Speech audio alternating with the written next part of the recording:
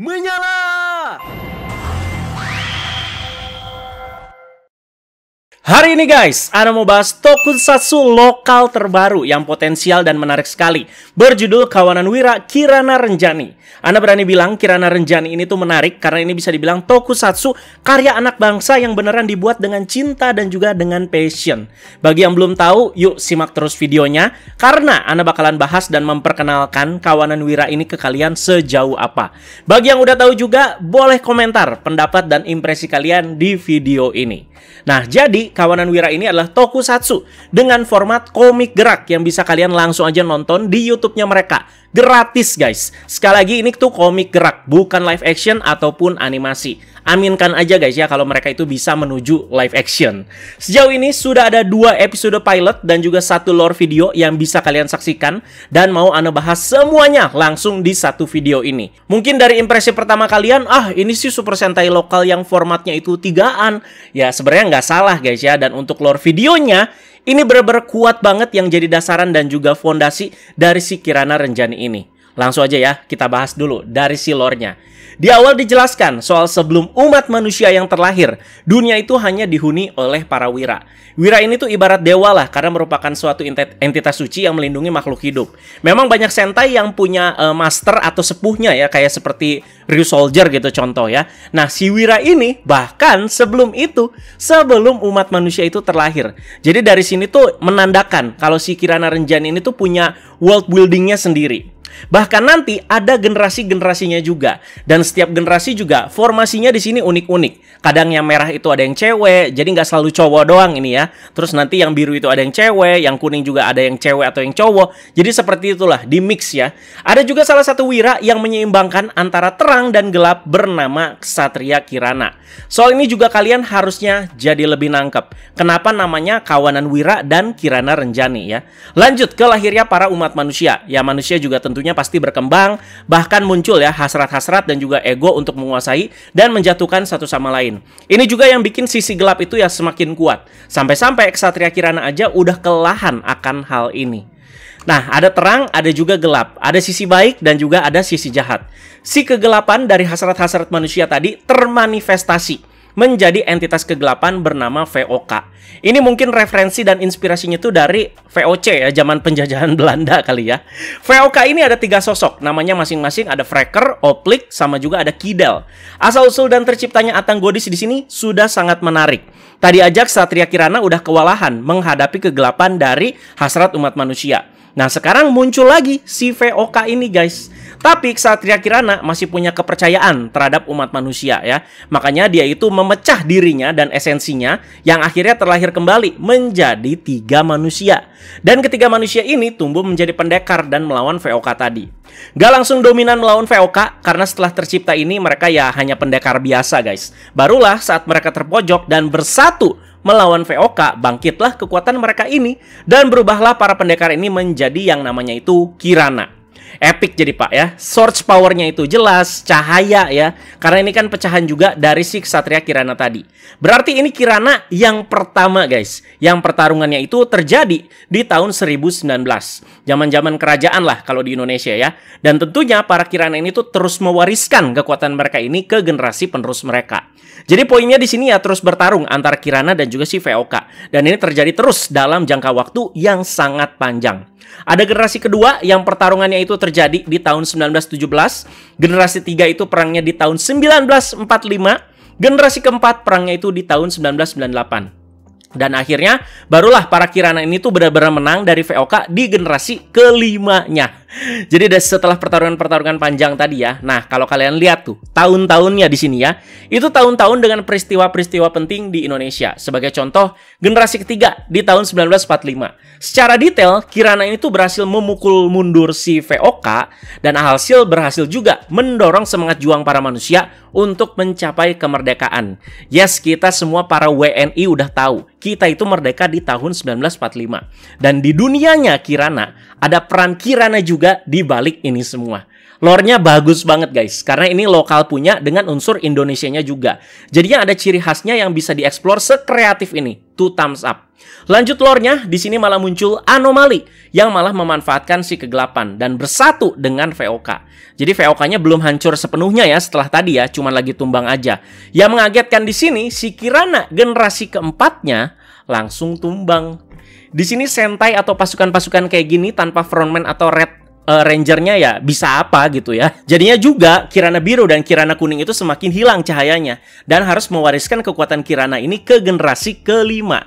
Kirana merahnya gimana dan gimana mewariskannya? Nah, nanti di episode pilotnya guys ya. VOK sama Anomali jadi berjaya lagi di sini ya, dimana Anomali juga mimpin VOK sekarang dan bikin formula baru berupa wujud ambisi Renjani. Di sini muncullah monster-monster mingguan ya bisa dibilang dan juga kerocok-kerocoknya kalau di Super Sentai lah ya. Nah, di sini Kirana jadi cuma 2an dan yang merah juga nggak ada. Nah, sekarang kita lanjut ke episodenya. Jadi itulah untuk lore-nya yang menurut Ane top Marco top banget ya. Jadi bener-bener kuat banget lore-nya. Kompleksitasnya juga dapat, unsur-unsur lokalnya juga ada. Dan ini serius guys ya. Ane bukan lagi bagus-bagusin, tapi emang beneran sebagus itu setelah Ane cerna ya baik-baik ya. Buat kalian yang pengen lebih dapat lagi, silahkan ditonton lore videonya di channel Kawanan Wira Kirana Renjani. Karena lore videonya itu Agan Reza langsung yang ngisi narasinya. Itu juga jadi pengalaman Ane ngisi narasi buat yang ada ceritanya seperti itu pertama kali ya. Emang Ane sering voice over lah untuk video-video Ane, cuman ini kan vibes-nya itu beda ya. Dan semoga ini juga bisa diterima sama kalian semua. Nah, di bahas-bahas ini Ane juga pakai kaos dari Kirana Renjani nih. Lihat, Kirana merah guys. Keren banget ya. Jadi Ane dapatnya itu ada juga di sini tuh guys. Keren banget ya. Jadi per kotaknya kayak begini. Kalau kalian lihat ya produknya tuh mantep banget. Kalau dibuka kita langsung aja unboxing satu ya. Kalau dibuka banyak banget isinya. Jadi kayak ada sedikit komik-komiknya juga. Terus juga ada beberapa katalog produk mereka. Dan ini bagus banget loh katalognya. Detail banget. Terus ini ada poster juga guys. Mantap sekali. Poster Kirana merah pak. Dan ada juga ini. Selain yang Anda pakai. Nah, kalian mau lihat nggak desainnya? Ini mantap sekali guys. Wah, epic banget gambarnya. Dan ini si anomali tadi kayaknya yang Anda ceritain ya. Epic sih ini. Di belakang ada si title logonya mereka. Ada satu lagi guys. Nih, aku banyak nih dapetnya nih. Oh, ini keren sih.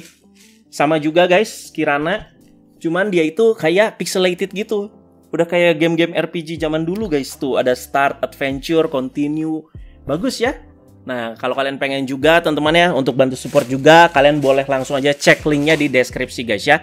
Jadi ini dia pembahasan komik gerak Kirana episode pilot bagian 1. Udah pada nggak sabar kan bahas.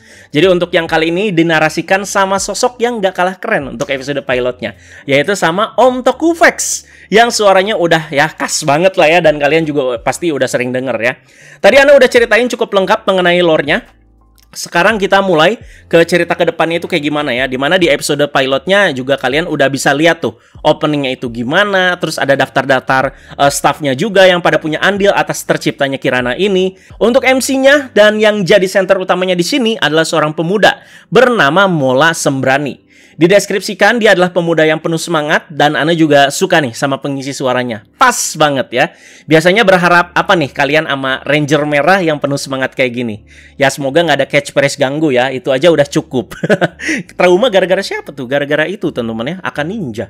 Jadi Mola itu bekerja sebagai barista di sebuah coffee shop bernama Toko Kopi Kopia. Vibes-nya itu positif, memperlihatkan remaja yang masih semangat-semangatnya bekerja, bukan yang udah lesu gitu karena rutinitas. Tapi pagi yang damai ini harus dikagetkan dengan satu pemuda dan satu pemudi yang kelempar ke si coffee shopnya si Mola.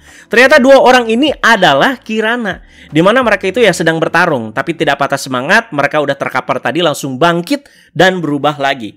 Detail yang menarik, dua Kirana ini saat berubah seperti belum mempunyai warna. Memang sengaja seperti itu guys. Si Mola yang langsung kaget menemukan sebuah device yang seperti memanggil dia.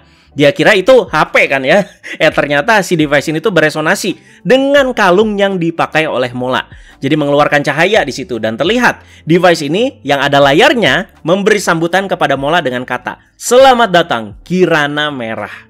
Di saat ini juga ada seorang bocil yang ketakutan berteriak mencari ibunya. Semakin gawat karena bocil ini juga dikejar-kejar dan hendak diserang oleh kerocok-kerocok bernama pasukan kegelapan.